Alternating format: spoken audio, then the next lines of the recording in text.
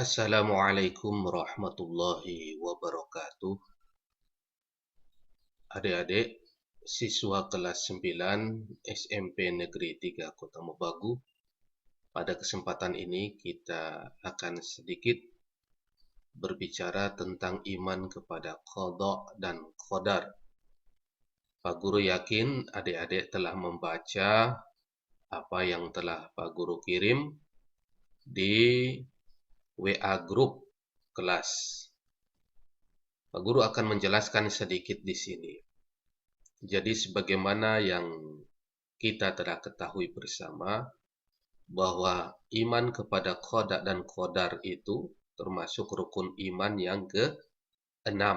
Ya, ini berdasarkan sabda Rasulullah sallallahu alaihi wasallam, al-iman an tu'mina billah wa malaikatihi wa kutubihi wa rusulihi wal yaumil akhiri wa tu'mina bil qadri khairihi wa syarrihi.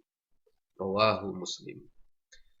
Iman itu ialah engkau percaya kepada Allah pertama, para malaikatnya kedua, kitab-kitabnya ketiga, para rasulnya keempat, hari akhirat atau hari kiamat kelima, dan engkau percaya kepada qadar yang baik ataupun yang buruk. Hadis riwayat Muslim.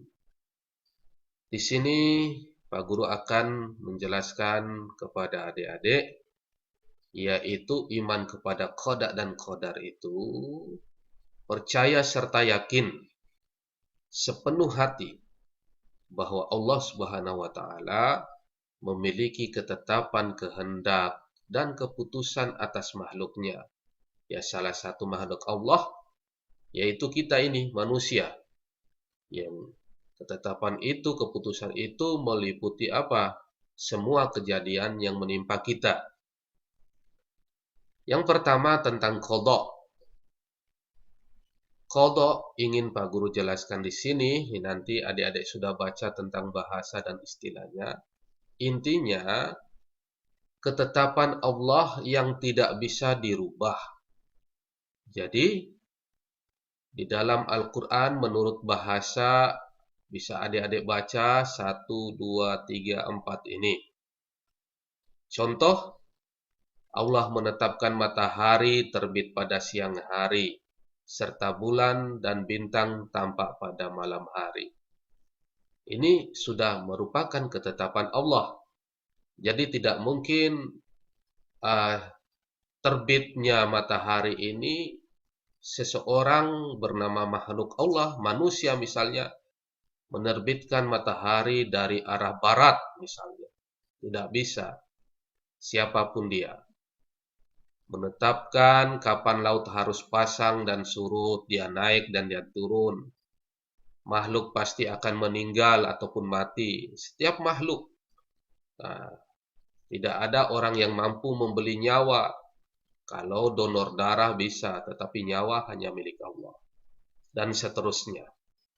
Nah, tentang qada ini, di dalam penjelasan hadis dikatakan, An Anas bin Malik annahu qala innallaha azza wa jalla qad wakkala birrahimi malakan fayaqulu ay rabbi nutfah ay rabbi alaqah ay rabbi mudghah fa idza aradallahu ay yaqdiya khalqan qala al malaku ay rabbi dzakarun aw untha syaqiyyun aw sa'idun famar rizqu famal ajalu fayuktaba kadzalika fi batni ummihi.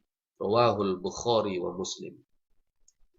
Adik-adik, dalam ilmu hadis, hadis ini nomor 1 atau dikenal dengan hadis riwayat muttafaqun alaih. Nah, di sini adik-adik sudah membaca bahwasannya malaikat berkata, "Wahai Tuhan, ia masih berupa air mani." Malaikat mengutus ke dalam rahim seorang ibu misalnya. Setelah beberapa waktu malaikat berkata lagi, "Wahai Tuhan, ia sudah berupa segumpal darah." Seterusnya sampai 40 hari, setelah berlalu 40 hari, malaikat berkata lagi, "Wahai Tuhan, ia sudah berupa segumpal daging." Nah, Maka apabila Allah menghendaki menciptakan manusia, maka malaikat berkata, "Wahai Tuhan, orang ini akan diciptakan laki-laki atau perempuan, sengsara atau bahagia, bagaimana rezekinya, serta bagaimana pula ajalnya. Segala-galanya dicatat ketika masih di dalam kandungan ibunya." Hadis riwayat Bukhari dan Muslim. Adik-adik, selanjutnya tentang qadar. Ya, pengertiannya ini bahasa, terus istilahnya ini nanti dibaca. Dan dalilnya surah Ar-Ra'du surat ke-13 ayat 8. A'udzu billahi minasyaitonir rajim. Wa kullu syai'in 'indahu bimiqdar. Ya, kalau berhenti atau bimiqdarin. Jadi arti qadar ini ya, bukan qadha. Qadar. Ya, menurut Al-Qur'an ini. Jadi yang ingin Pak Guru tekankan di sini, takdir itu, qadar itu baru kita ketahui setelah terjadinya sebuah peristiwa. Ya, contoh ini, Sule ingin menjadi sutradara, ia masuk jurusan seni. Setelah lulus ternyata ia lebih suka berdagang. Nah, contoh yang lain, misalnya Pak Guru suka menjadi sutradara. Pak Guru dalam waktu kurang lebih 6-7 tahun aktif di dunia peran, jadi aktor, jadi sutradara. Ternyata Pak Guru sekarang menjadi seorang guru agama Islam mengajar kalian. Itulah kehendak Allah. Lalu muncul pertanyaan, untuk apa kita berikhtiar jika sesuatu sudah ditakdirkan oleh Allah? Nah, meskipun takdir manusia sudah ditentukan oleh Allah, namun tidak satu pun yang bisa mengetahui sebelum hal itu terjadi. Nah, inilah yang menjadikan manusia harus berusaha, harus berdoa. Nah, adik-adik, oleh karena itu, takdir itu dibagi dua, takdir mu'allaq. Maksudnya, takdir tergantung kepada peran manusia itu untuk merubahnya. Ada ayat yang sangat familiar yang sering kita dengar, A'udzu billahi minasyaitonir rajim. Innallaha la yughayyiru ma biqaumin hatta yughayyiru ma bi anfusihim. Sesungguhnya Allah tidak akan mengubah keadaan suatu kaum sebelum mereka mengubah keadaan diri mereka sendiri. Ar-Ra'du surat ke-13 ayat 11. Nah, takdir mu'allaq ini ya, kalau orang pingin kaya rajin bekerja, orang yang pingin pandai pintar ya rajin untuk belajar, orang yang pingin sehat badannya olahraga, makan yang bergizi, dan seterusnya. Nah, inilah peran manusia. Yang berikut adalah takdir mubram. Ya, mubram ini ya pasti sesuatu yang tidak bisa kita elakkan, tidak bisa kita hindarkan. Takdir ini karena sudah merupakan ketetapan Allah. Seperti apa? Ya, jenis kelamin kita. Kita tidak pernah meminta waktu kita masih di dalam rahim ibu, apa kita harus perempuan. Kita tidak bisa pesan. Nah, begitu juga dengan usia kita. Apakah kita minta panjang atau pendek usia kita? Sudah diatur, sudah ditetapkan. Begitu juga tentang alam. Bahwa segala benda akan jatuh ke bawah, gaya gravitasi bumi, kejadian kiamat, dan seterusnya. Ini takdir mubram, hanya Allah yang sudah menetapkan seperti itu. Contoh lainnya, misalnya, gajah ya bentuknya belalainya seperti itu. Manusia ya seperti kita ini, dan seterusnya. Ya takdir seperti itu, takdir mubram. Allah sudah membentuk seperti itu. Nah, takdir mubram dalam bentuk cerita, contoh, ya ini.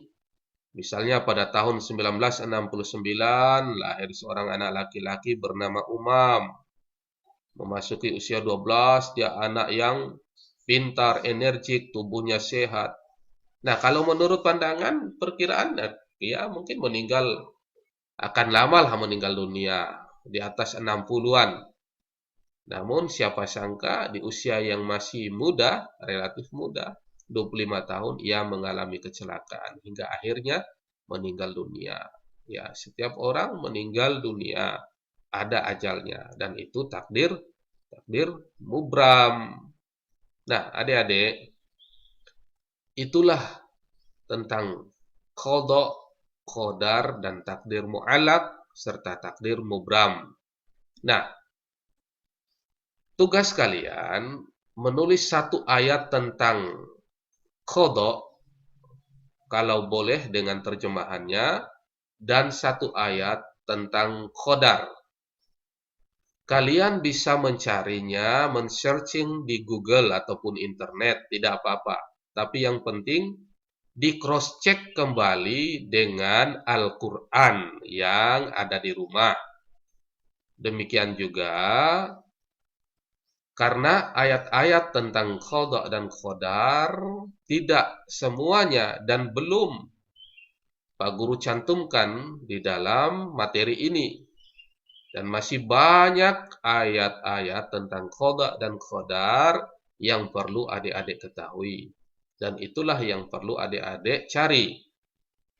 Nah, yang kedua, tulislah satu contoh cerita tentang takdir mu'allaq, ya, dan takdir mubram. Ya, Pak Guru pikir adik-adik bisa memahaminya. Terima kasih sebelumnya ketika Pak Guru menutup materi ini, maka sebelum mengerjakan dua tugas tadi, bacalah doa terlebih dahulu. Terima kasih atas perhatian. Wassalamualaikum warahmatullahi wabarakatuh.